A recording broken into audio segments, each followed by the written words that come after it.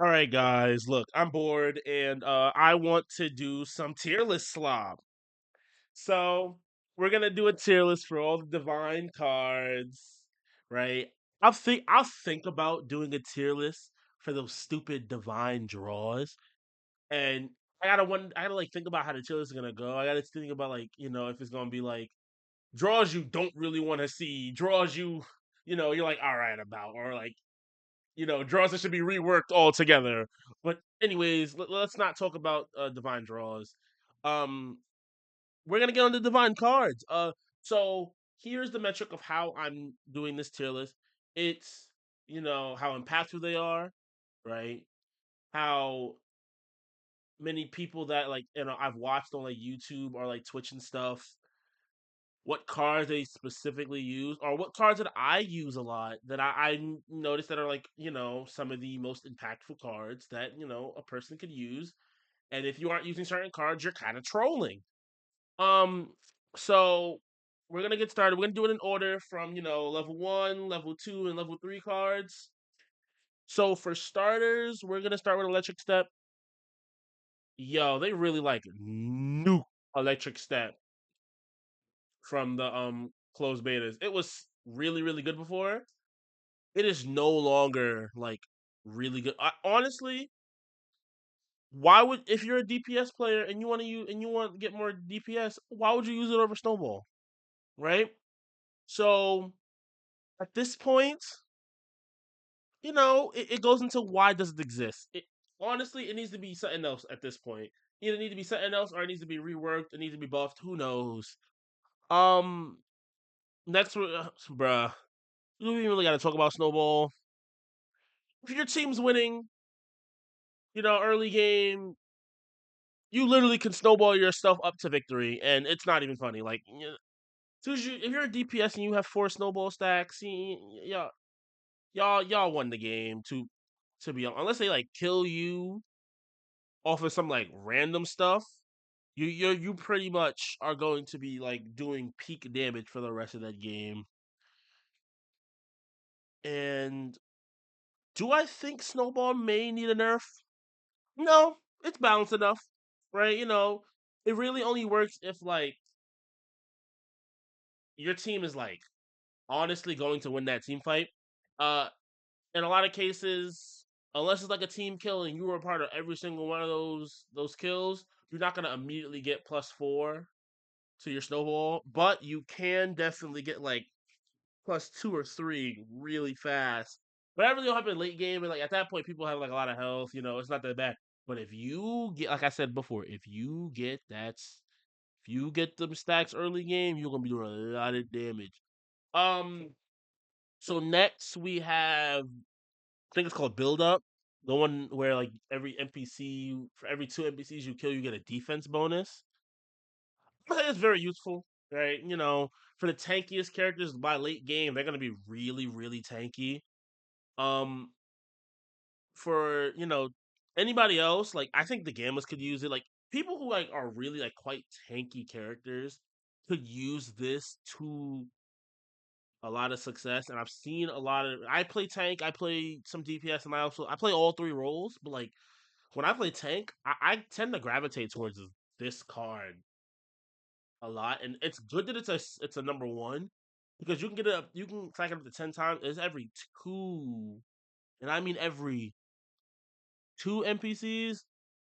Yeah, it's gonna take like mid game to finish it, right? What's that smell? I don't worry about that right now. I don't know the name of this one, but I know this one gives you a little bit of HP per second. I'm gonna put it in niche, right? It honestly needs a buff. Like I think they were scared because like tanks already like somewhat already passively gain health, but like this card kind of does nothing, right? It's only really good specifically on I think one or two tanks, and that's baby or cell, and that's about it.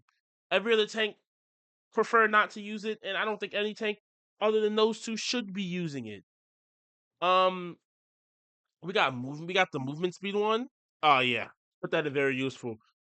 A lot of the times when I have the movement speed one, I normally attach it after I lost my snowball stacks late game because at that point it's like really hard to do damage to people, and at that point you just want to move fast so you can get out of the way and then go back in at the right opportune time.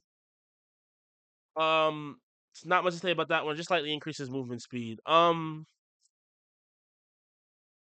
After that, we have the one that I think buffs your damage from the like it gives you like something for landing a Genshin burst, and like that condition, in my opinion, sucks. I don't think this is good at all. Right?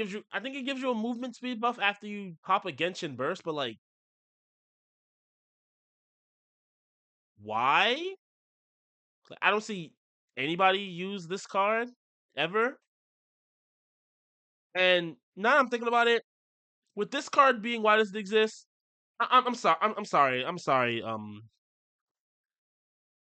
sorry, Thunderstep. Or yeah, I think it's called Thunderstep or Thunder Pursuit, one of the two. But like, I'm sorry. I'm putting it in niche. It's all right. It could help like chase down kills if they're really low. Like you dash, like you can like vanish towards them. It could kill them. So I take it back. With that one down there, I definitely understand. We have Epic Hunter. I honestly do think early game, Epic Hunter is like so impactful. Like if you're a support and you want to run Epic Hunter, or if you want to run Epic Hunter early game and then switch it to something else like mid game, or switch that else late game when you get another card or you get another a card unlock, you could do that, and like that's not a bad idea. Like it helps you do so much more damage to bosses. That's kind of insane. So that's where Epic Hunter goes. Then we have what does I think it's Art of Decoy? Oh, when you're obscured, I'm pretty sure it gives you like a speed buff. I'm gonna say this niche because not everybody really obscures you. Like Hit does, yeah. Go Tanks does, yeah. Gohan doesn't. Uh Krillin does. Is there any tank that does? No. I know Trunks in the DPS role does. I don't know if any other DPS does though. I don't know if any other DPS does. If I did forget any other DPS that does, put it in the comments. But overall, like, it's good for like it's good when you go against Trunks because like he can't really execute you at that point. Um and it's really good against like you trying to escape from people who can obscure you, like Hit and all that stuff. But other than that, it's pretty niche. Like, most of the characters that I believe are like, meta picks don't really obscure you. So as of right now, it's really a niche pick. Now we're on to our next meta pick, which is solid. I was a solid hater of Solid Barrier. I thought it did nothing. I thought it was useless until I was proven wrong. And oh my god, it is broken. Like it needs a nerf. This is a card that needs a nerf. I honestly do believe it needs a nerf. It facilitates such a balanced comp or such a balanced card combination with Snowball. It really helps you maintain your Snowball during like hits would have killed you if it wasn't for Solid Barrier, right? Um that's really about it about Solid Barrier. Like, you could get a you get one get out of jail free card to go into a fight with or end a fight with or leave the fight with, and it comes back every 10 seconds. Like every confrontation, every end of every confrontation, you're gonna have it back by the next one, which is like pretty dumb. After that, we have Steel Skin, which just reduces damage. Honestly, I'm debating whether putting that in useful or to putting this in meta. Ugh. I'm gonna put it in useful. I'm gonna put it in useful for one reason and one reason only. It just reduced damage, right? You know, you can still take a buttload of damage, especially if they also have snowball or if they also have like skills that really, really, really like to damage you. So yeah, I think steel skin goes there, bruh. Honestly, bruh, I'm prepare to die. Why does it exist? I understand. You know, some characters like the execution. Actually, it goes in niche. Let me not say that. It goes in niche, and the reason it goes in niche is because Trunks can use it. But I'm not saying like when I think of niche, I think of like okay, if there's like one or two characters that could use it to a successful degree, then I'm putting it in niche. If it doesn't, then it goes in why it doesn't exist. And if it can be used on a multitude of characters, it can go into very useful. And if it's legitimately character defining or I've noticed that a lot of people are using it on characters, it goes in the meta, right? That's basically reiterating my little take about um how I'm metric how I'm doing the metrics for this. But back to prepare to die, basically, you know, you do more damage when a character is low, below 50%, I think. It's alright. It's not special, right? It's nothing to like break the bank about. Literally, only execution characters are really good at using that, and that's about it. So, you know, power to you. We have Giant Slayer. I'm putting Giant Slayer in meta, yo. Like Giant Slayer, if it wasn't competing with Solid Barrier in meta, I'd legitimately say putting Solid Barrier in on it, if they switch Solid Barrier to 3 and if they do that, you know, Giant Slayer only gets even better, and that's kind of like I would say that would be game breaking to be honest. Like you could like like Giant Slayer is balanced the fact that it's in the same tier or it's in the same number group as I'm blanking. Like it's in the same tier as a Solid Barrier, right? So that's really about it. Like they have to be above 80% HP, which, you know, every fight starts like that. So good luck not having that type of damage. Um and that's really about it when it comes to that. So yeah, that's really about it when it comes to Giant Slayer, man. It's just meta, bro. I use it on Go Tanks. I use it on Android 18. At this point, I'm gonna start using it on my Android 17 as well. Maybe not Giant Slayer, but who knows? But yeah, well, yeah, we can definitely think about doing like double red into a yellow.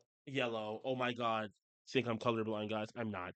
Um, into a blue or some other card combinations that are really nice. Honestly, I'm gonna like revisit Android 17 and I'm going to make a full like breakdown video for him at some point. I said at some point because I don't want to be like, you know, dated. So that's really about it. Next thing we are going to do is we're going to get to looking at I think it's called Wicked Warrior, right? It just boosts your rush attack damage and it ends after the end. It ends 4 seconds after the end of the rush attack on an enemy. So like, you know, you land 3 rush attacks on an enemy three times in a row, and it boosts your rush attack damage. Which honestly, I'm gonna go put in niche because I don't really see it used unless the character's like rush attack is like really really good, or they're a ranged character. Actually, with that, I may put it in useful. With that, I'm putting in useful because like range characters legitimately can just be far away and do it, but it really doesn't buff any of their like big damaging skills. Okay, no, the fact that it doesn't buff any damaging skills, maybe I do put it in niche because like you're gonna be rush attacking, but like a lot of the time you're killing with your skills. right? The only time you're really killing with your rush attack is if like you legitimately are chasing them down, you have nothing else, and they can't escape. Next we have Pursuer, right? We're putting Pursuer in very useful. The reason Pursuer goes in very useful is because characters like to use two skills as like combos in this game. So the additional damage and speed buff heading towards targets really makes a difference, right? And it can be activated every 7.5 seconds, which is perfect because there's nothing wrong with that. Like somebody's dying in that 7.5 seconds, right? And then you're not fighting anymore. And then it pops up again and you get somebody again. So it's Pursuer is really, really strong. And that's really about it. Guardian Angel. I'm putting mm,